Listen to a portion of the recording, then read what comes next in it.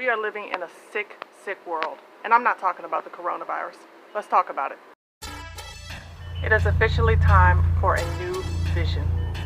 Okay, cool. Hold on a second, babe. Value, which cannot be taken away by anyone or anything.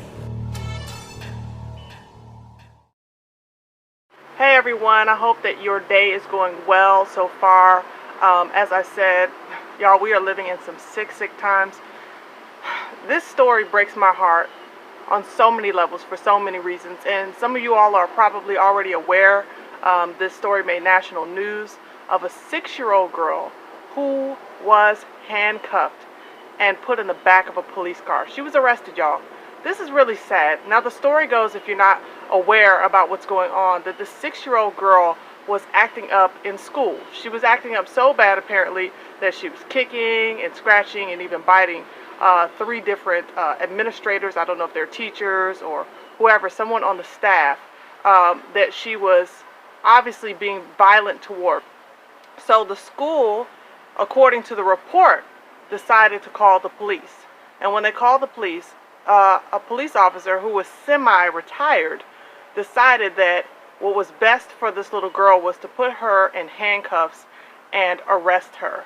Now, there is footage of this, and when you see it, if you have not seen it, it is cringeworthy. It is so disappointing to see this little girl being handcuffed.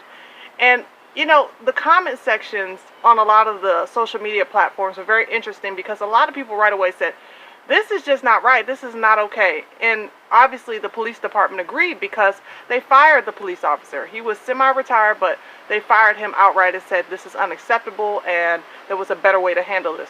Now, that's my position. My position is that there was a much better way of handling this situation. But we're going to talk about this from a different perspective. Because as y'all know, on this channel, we focus on faith, family, and the future of our community. Now, the reason why I want to address this, because obviously this little girl is a sister. This is a young Hebrew girl, as we would say, quote unquote, African American girl.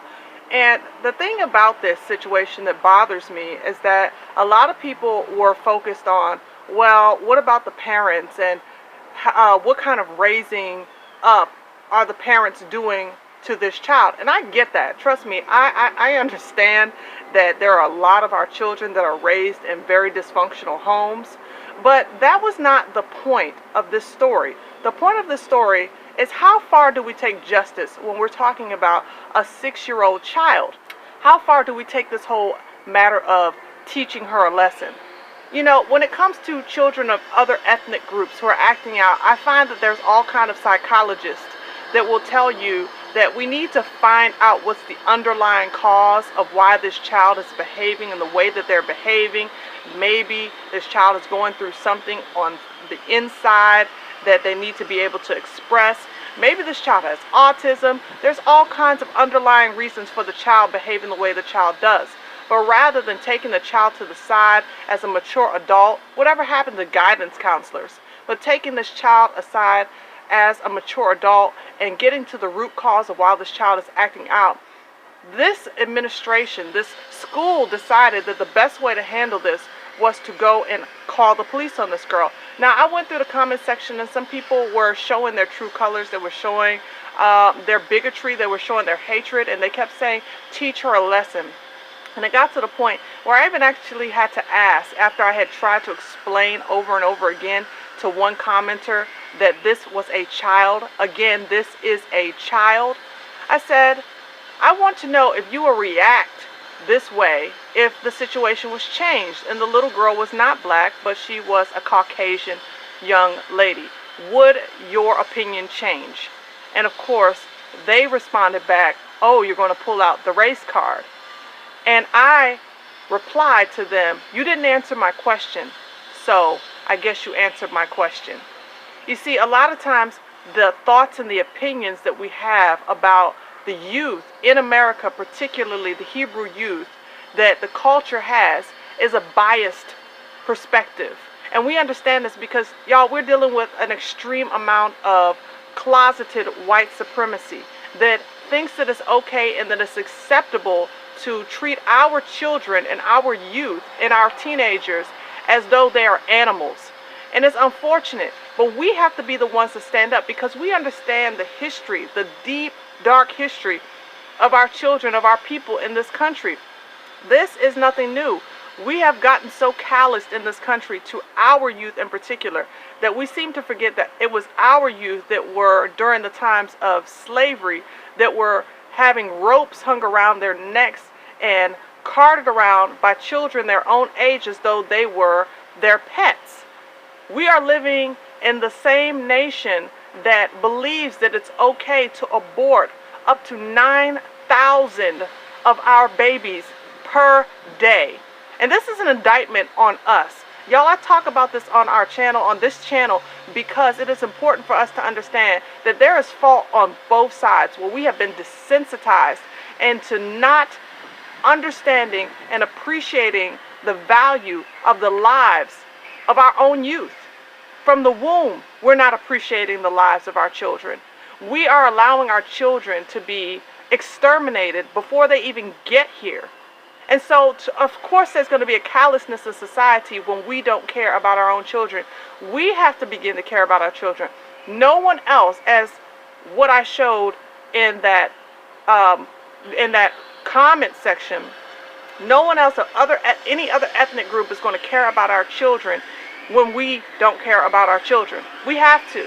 Yes, the parents should be held responsible in the sense that they need to be raising a child with love and functionability. Yes, we know that there's a lot of problems that we face as a community that oftentimes muddy the water when it comes to raising our children in a healthy way.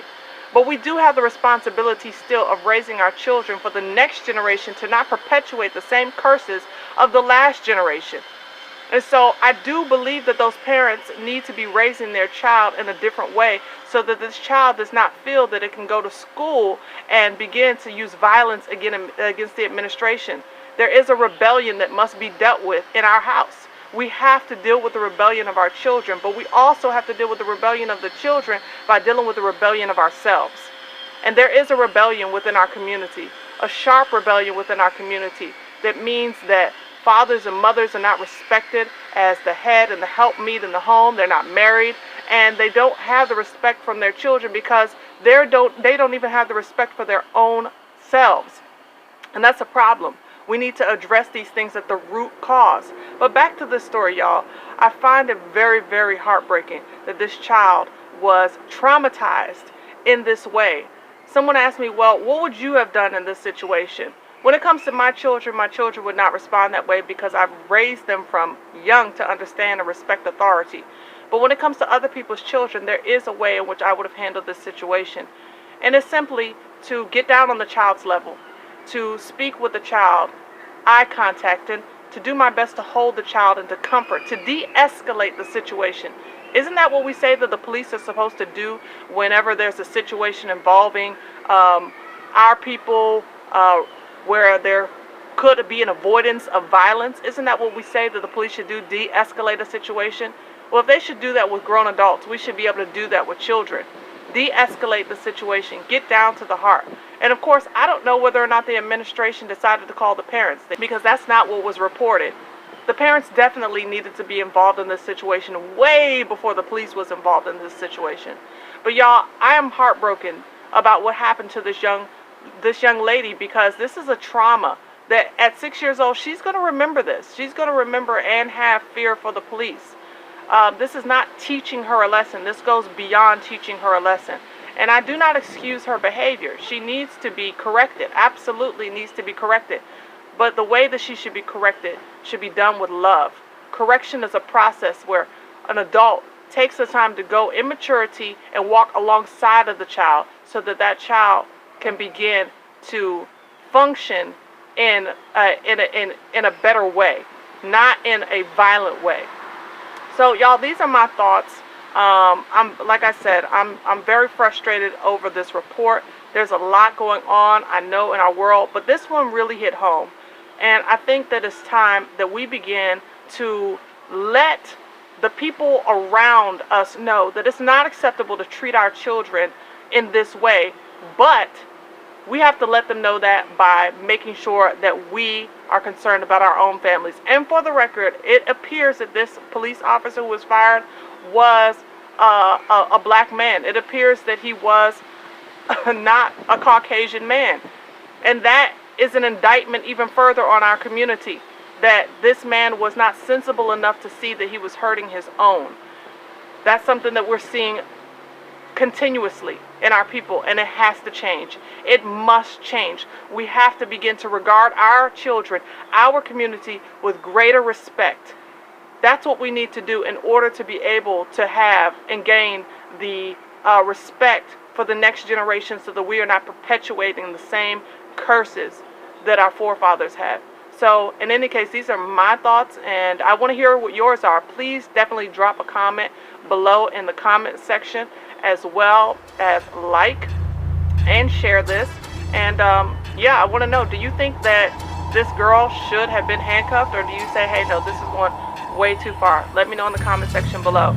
And as always, I remind you all to love yourself without hating your enemies. And until next time, Yah bless and Salamat.